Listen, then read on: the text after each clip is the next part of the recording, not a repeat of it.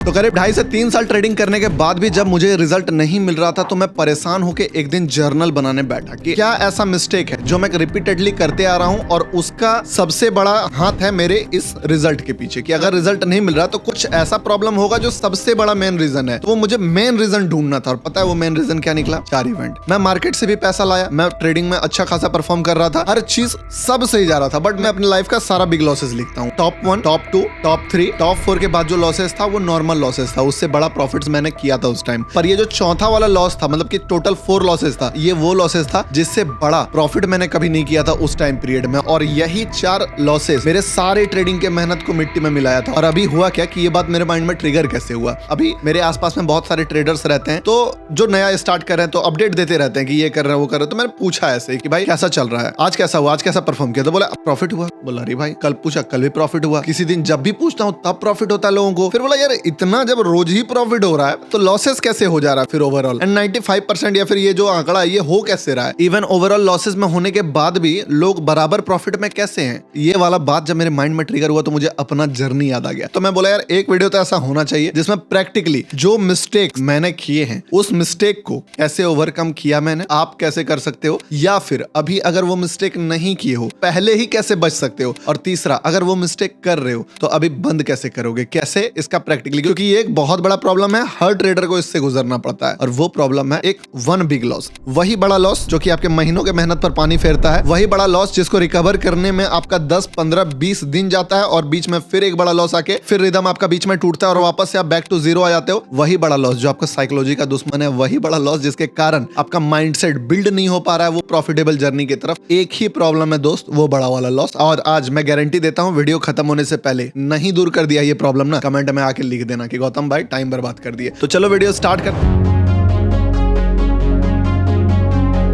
देखो तो सबसे पहला चीज क्या है ना कि ऑलमोस्ट देखो एकदम बिगिनर ट्रेडर का मैं बात अगर नहीं करूं जो 2 महीना 15 दिन 20 दिन 1 महीना 6 महीना जिनको बेसिक ट्रेडिंग अभी समझ नहीं आई है, इन एंड आउट स्ट्रेटजी का क्या रोल है, मतलब उनका प्रॉफिट और उनका लॉस अभी साइकोलॉजी वाले पार्ट तक नहीं पहुंचा है, टेक्निकल में एकदम बेसिक टेक्निकल में फंसे हुए हैं, उनका मैं बात नहीं कर रहा हूं। लेकिन एक छोटा सा जो टेक्निकल लेवल क्रॉस कर चुके हैं, जो कि अपने लॉसेस को बोल सकते हैं कि ये गलती किया मैंने साइकोलॉजिकल जिसके कारण ये लॉसेस, उस लेवल पे जो है लगभग ऑलमोस्ट वो सारे ट्रेडर प्रॉफिटेबल हैं। ये बात आपको लगेगा क्या बात कर रहा हूं मैं, सब प्रॉफिटेबल हैं, बट वही 2-3 इवेंट, आप भी अपने लाइफ का सबसे बड़ा इवेंट्स अगर निकालोगे 3 से 4-5 इवेंट्स ही निकलेगा जिसके कारण आज तक आप उसका खामियाजा भर रहे हो या उसका डैमेज किया हुआ साइकोलॉजी अभी तक रिकवर नहीं हो पाया है। ठीक है, मेरा साइकोलॉजी बहुत ज्यादा डैमेज नहीं हो पाया था, रीजन ये था कि मेरे पास पैसे नहीं थे। अगर पैसे होते, मान लो उस समय मेरे पास 50-60 लाख का कैपिटल होता, तो वो जो लॉसेस जो 4 इवेंट मैंने उस समय लिखा था वो 4 इवेंट रहता सेम 4 इवेंट, मान लो कैपिटल वाइप आउट हो जाता, मान लो एक अकाउंट ब्लो हुआ था मेरा, ठीक है ना, एक टाइम पे एक अकाउंट ब्लो हुआ था, वो अकाउंट में उस समय 20-25 हजार था, तो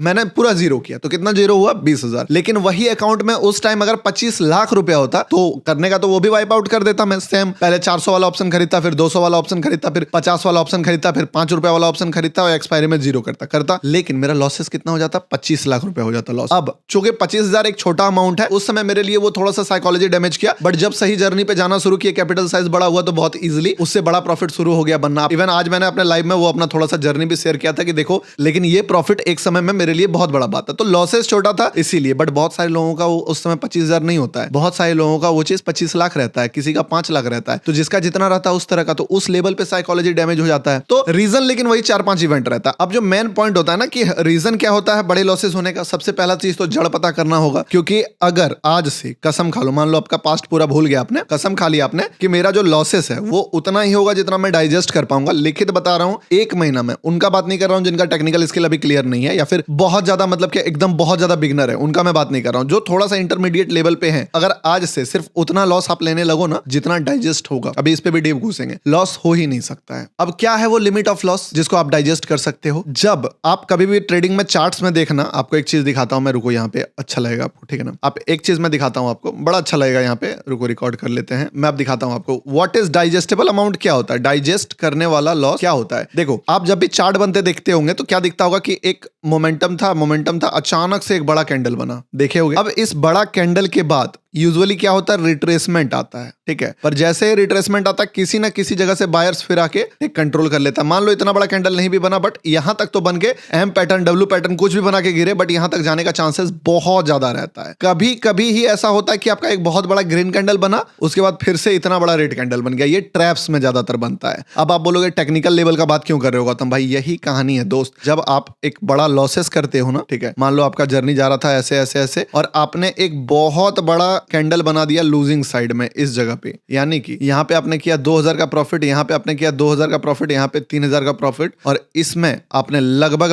लॉस किया -25 की, ठीक है ना, 25,000 का लॉस। अब होता क्या है कि जब ये लॉस आपको होता है, पहले तो हो गया, मान लो कैसे होता है वो भी बताऊंगा, तो आपका माइंड को एक सिग्नल जाता है कि भाई मेरा जो औकात है ना वो 2 से 3,000 प्रॉफिट बनाने का है। यानी कि अगर इस स्पीड से वापस से ये चीज को हमको रिकवर करना पड़ जाए, समझे, तो कितना टाइम लगेगा आपको रिकवर करने में? देखो, एक तो इस दिन के बाद आपका साइकोलॉजी खराब होगा, पूरा साइकोलॉजी डैमेज है, माइंडसेट एकदम पूरा खराब हो चुका है। अब यहां से आप 2000 प्रॉफिट करोगे, ये 2000 आपको थ्रिल नहीं देगा। हो सकता है उसी दिन आप फिर से एक डाउन ट्रेंड वाला कैंडल बना दो, चलो दे भी दिया, किसी तरह अपना संभाल लिए बात को, अगले दिन फिर से 2000 फिर कमाए 2K, ठीक है, फिर 2K। अरे भाई बुरा दिन तो एक आएगा ना, 2K, ठीक है ना, 2K 3K करके 25,000 का लॉस रिकवर करना मुश्किल होता है। ये अकाउंट साइज पे डिपेंड करता है, किसी का 25, किसी का 50, किसी का 5, वो चीज कैलकुलेट करके। और एक दिन के लॉस को रिकवर करने में कितना टाइम लगेगा? 2000, 3000, 4000, 5000 ऐसे कर करके इतना टाइम में जाके तब जाके आप इस लेवल पे आओगे। और जैसे ही इस लेवल पे आओगे, फिर क्या हो सकता है? डबल टॉप बन के गिरने का चांस रहेगा। चार्ट और लाइफ एक जैसा है, समझे बात को। तो एक सिंपल सा जो डीप इसमें से हम लोगों को इंसाइट मिल रहा है कि अगर लॉसेस एक दिन में हुआ है और उसको रिकवर करने में 7 से 10 दिन लग रहा है, वो लॉस कभी किसी का रिकवर नहीं हुआ है, नहीं होगा, समझे। बाय चांस अगर कर लिए और साइकोलॉजी उसके बाद भी मेंटेन रह गया तो चलो हो गया, बट ये गलती अगर आप एक बार, 2 बार,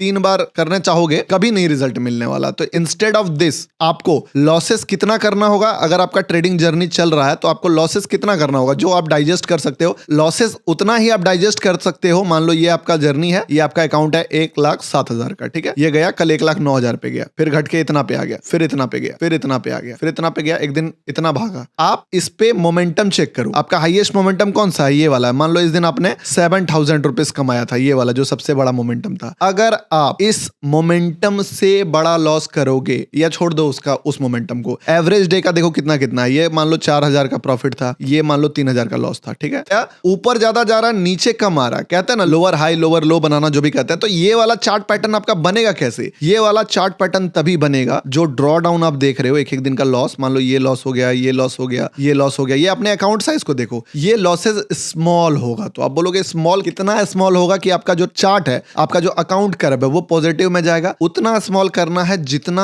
आप प्रॉफिट बनाते हो। आपको ये वाला साइज जो है ना उतना ही रखना है जितना का आप प्रॉफिट बनाते हो। फॉर एग्जांपल अगर ये चार्ट है, इस चार्ट को हम लोग कॉपी करके यहाँ पे पेस्ट कर देते हैं। अब आप थोड़ा सा इसका रिजल्ट को देखो, रिजल्ट कैसा था इस जगह पे? 1 candle, 2 candle, 3 candle, 4 candle, 5 candle में बना, लेकिन गिर गया बड़ा बड़ा कैंडल से। आप मान लो कि ये आपका ट्रेडिंग जर्नी का, आपका अकाउंट का कर्व है, ठीक है। 1 2 3 4 5 6 7 8 9 10 11, मतलब लॉसेस छोटा छोटा कैंडल बना के हाईएस्ट लॉसेस यहां से हुआ। फिर ये अपने आप को संभाला, एक बॉटम बनाया बॉटम, उसके बाद फिर green green green green green green, यहां से यहां तक का जर्नी चला। इसी टाइप से आपको भी अपने ट्रेडिंग जर्नी में, अगर मान लो आपको ऊपर उठना है, ठीक है ना, इस जगह से जो आपको चार्ट दिख रहा होगा, ये ट्रेंडिंग मार्केट का, इस चार्ट को थोड़ा सा डीपली ऑब्जर्व करो। कैसा चार्ट है देखो आप, यहां से एक दिन ग्रीन, एक दिन बहुत बड़ा प्रॉफिट, फिर और लगभग थोड़ा सा छोटा प्रॉफिट, लॉस लॉस। लॉसेस कितना है? इस कैंडल के बराबर इसमें लॉसेस है, इस कैंडल से थोड़ा सा ज्यादा इसमें लॉसेस है। बट ये जो प्रॉफिट है, इस साइज का प्रॉफिट का लॉसेस कभी भी आपको नहीं दिखेगा। यहाँ पे कैंडल को आप भूल जाओ, चार्ट भूल जाओ, समझे बात को। ये जो रिजल्ट है उस पे फोकस करो। फिर 2-4 दिन होल्ड किया एक जगह पे, बॉटम, मतलब कि छोटा प्रॉफिट छोटा लॉस, छोटा प्रॉफिट छोटा लॉस, वापस से कम बैक, चलो एक बड़ा प्रॉफिट, फिर से छोटा सा लॉस, फिर बड़ा प्रॉफिट, एक बहुत बड़ा प्रॉफिट, फिर से 3 दिन का चला गया आपका लूजिंग पीरियड, फिर से एक बड़ा प्रॉफिट, समझे। ऐसे करके आपका, तभी तो ये चार्ट को आप अगर रेट देखोगे, इस जगह पर रेट देखना आपको कैसे बढ़ते हुए दिखेगा। कितना बढ़ा है यहाँ से, इस पॉइंट से लगभग 1150 से लेके 1500 का रेट टच किया। मतलब कि अगर आपका 1,15,000 का अकाउंट रहता तो वो 1.5 लाख कैसे बनेगा? सीधा बात है, आपको इस टाइप का डे रिजल्ट बनाना पड़ेगा। ये एक एक कैंडल को अपना दिन का कैंडल मान लो। अब ये कैंडल, इस टाइप के कैंडल बनाने के लिए क्या करना पड़ेगा? फर्स्ट ऑफ द सबसे सिंपल रूल है कि आप नोटिस करो कि आप कितना प्रॉफिट करते हो। जितना भी प्रॉफिट करते हो, लॉसेस उससे बड़ा नहीं होना चाहिए। फर्स्ट रूल, ठीक है? अगर आप 5,000, 7,000, 8,000 कमाते हो तो इसके अकॉर्डिंग कोई मैटर, देखो बड़ा प्रॉफिट कमाने का जो लालच है ना आपका कि मैं 25,000 कमा लूं, 5,000 कमाने वाले 25 कमाने का सोच रहे, 25,000 कमाने वाले 50,000 कमाने का सोच रहे, सोचो ही मत। छोटा लॉसेस करने का सोचो। अगर 5-7,000 प्रॉफिट कमा रहे हो, 5,000 से ज्यादा लॉसेस किसी भी दिन में नहीं होना चाहिए, पहला रूल। अब आप बोलोगे 5,000 का लॉसेस तो अगर हो गया तो कभी कभी तो 10-12,000 का लॉसेस होता है। तो देखो भाई, अगर आपका चार्ट में एक बड़ा कैंडल बनेगा रेड, सिंपल सा बात है, अगर आप एक बड़ा कैंडल रेड बनाओगे जैसे कि यहां बना हुआ है, तो आपको एक डैमेज को भरने में 10 से 15 दिन लग जाएगा। समझे? अनयूजुअल चीज नहीं होता है मार्केट में। एक बड़ा सा ड्रॉ डाउन को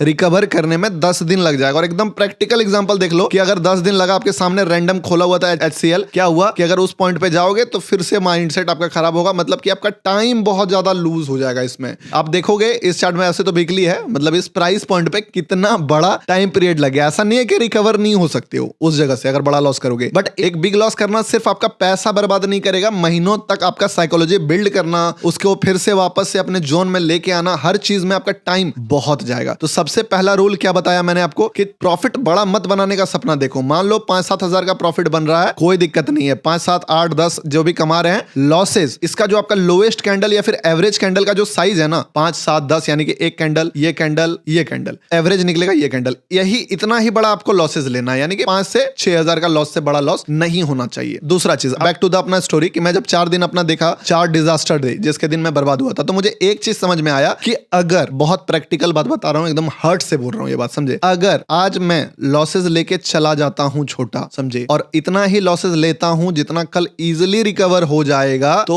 वो लॉसेस कोई लॉसेस है ही नहीं। समझे? आप क्या चाहते हो कि कैंडल जो चार्ट होता है, कोई स्टॉक आप देखोगे तो ग्रीन ग्रीन ग्रीन चलते रह जाएगा, तो वो स्टॉक नहीं सस्टेन करेगा भाई। वो अच्छा स्टॉक भी नहीं है। एक समय के बाद देखोगे इन्वेस्टर उससे दूर हो जाता है। मान लो अडानी ग्रीन है या फिर कोई भी ऐसा स्टॉक जो लगातार ग्रीन, तो क्या होगा पता है? एक समय के बाद वो क्रैश होगा। सीधा सा बात है। स्टॉक है, उसके पीछे फंडामेंटल रीजन है, वो समझ जाएगा। बट आप स्टॉक नहीं हो, आप क्रैश होगे तो जीरो पे आ जाओगे। इसीलिए प्लस और माइनस दोनों होना जरूरी है। Losses are part of the game. आपका लॉसेज नहीं होगा तो फिर बेस नहीं बनेगा, और बेस नहीं बनेगा तो उस बेस के ऊपर बिल्डिंग्स, मतलब जो इस टाइप का आप चार्ट देख रहे हो, ये नहीं बनेगा। तो आप इस अप ट्रेंड वाले चार्ट में भी रेड कैंडल का होना बहुत जरूरी है। मैं खुद अगर किसी स्टॉक में इन्वेस्ट करता हूं तो मैं क्या चाहूंगा कि स्टॉक ऊपर ऊपर ऊपर ऊपर चल जाए। उस स्टॉक में मैं कभी एंटर नहीं करूंगा, क्योंकि स्टॉप लॉसेस क्या है भाई, कहां वापस मुड़ेंगे? सेलर आया ही नहीं है, बुरा दिन आया नहीं है। लेकिन अच्छा चार्ट कौन है जिसमें सेलर आया लेकिन बायर उसको डोमिनेट करके ऊपर चला गया? अच्छा ट्रेडर कौन है? जो डेली प्रॉफिट बना रहा है, उसका स्काई हाई हो जाएगा, माइंडसेट खराब हो जाएगा एक समय के बाद। अच्छा ट्रेडर वो है जो लॉसेस किया बट उस लॉसेस को हर बार ओवरकम करता है, लॉसेस करता है, फिर उससे बड़ा बाउंस बैक करता है। और यही चीज है जिसके थ्रू आप सस्टेन कर पाओगे। और ये मेमोरी जो है ना आपका माइंड का, ये मेमोरी आपको बहुत ज्यादा हेल्प करेगा, साइकोलॉजिकली स्ट्रांग करेगा, और आपका एक बिलीफ सिस्टम जनरेट करेगा कि नहीं भाई, मैंने मल्टीपल्स टाइम्स देखा। तो बैक टू द स्टोरी, जो मैं बोल रहा था कि चारों जो इवेंट मैंने देखा, उस इवेंट से मुझे एक ही चीज पता चला कि बस एक ही काम करना है भाई, मुझे बिग लॉसेस नहीं लेना है। अब कैसे नहीं ले सकता हूं मैं बिग लॉस? तो क्या करना पड़ेगा डिजास्टर डे से बचने के लिए? सबसे पहला चीज, मैं कैलकुलेट करके आता हूं कि कितना लॉसेस करना है, ठीक है ना। और दूसरा चीज क्या हुआ कि जब आप एक सर्टेन अमाउंट पे लॉस काटोगे, फॉर एग्जांपल 5K के अराउंड लॉसेस काटते हो, तो आप इसके लिए हैबिट आपका डेवलप हो जाता है। अगली बार जब भी 5K दिखेगा या 5.5K दिखेगा तो आपका माइंड करेगा चलो आज का हो गया, कल रिकवर। और एक बार 5K लॉस किए, उसके अगले दिन मान लो आपने 7K बना लिया, आपका मोटिवेशन किस लेवल पे हाई होगा आपको पता है। फिर आप अगले दिन इस चीज के लिए कभी अगर उसके बाद अगर फिर से 5,000 का लॉस होगा ना, आपका माइंड ये टेंशन नहीं होगी आज लॉस हो गया, आपको पता है अगले दिन 7-8K 10K बना लेंगे, कर लेंगे। अब इसका 2 तरीका है। देखो सिंपल सा बात बताता हूं। अगर आप छोटा छोटा एवरेज रिजल्ट करके एक बड़ा प्रॉफिट बनाना चाहते हो, यानी कि छोटा लॉस बड़ा प्रॉफिट, या तो आप छोटा प्रॉफिट ब्रेक इवन बड़ा प्रॉफिट, या तो आप छोटा रिजल्ट बनाते रहना चाहते हो कि छोटा रिजल्ट बना के अंपायर खड़ा कर देंगे, तो आपको छोटा रिजल्ट तो बनाओ आप, ठीक है ना, छोटा रिजल्ट बनाओ, नो डाउट कि आप छोटा धीरे करके, बट इस पे भी आपको एक बड़ा जंप मारना ही पड़ेगा छोटा रिजल्ट में, और इसमें भी कभी लॉस होगा, बड़ा लॉस होगा ये। और या तो आप छोटा पहले लूजिंग ले लो, 2,000-2,500 जो है स्टॉप लॉसेस लूंगा, लेकिन जब भी कमाऊंगा 100 पॉइंट 150 पॉइंट का ऑप्शन, मान लो अगर ऑप्शन में कर रहे हो तो 100-150 पॉइंट, 10-10 पॉइंट का 20 पॉइंट का स्टॉप लॉस लूंगा, जब कमाऊंगा 100 पॉइंट कमाऊंगा। ये वाला जर्नी भी देख सकते हो। अब ये दोनों जर्नी में पहला एक रूल तो बताया था आपको कि पार्शियल क्वांटिटी एग्जिट करके एक तरीका है कि आप 30% क्वांटिटी 1:1 में एग्जिट करके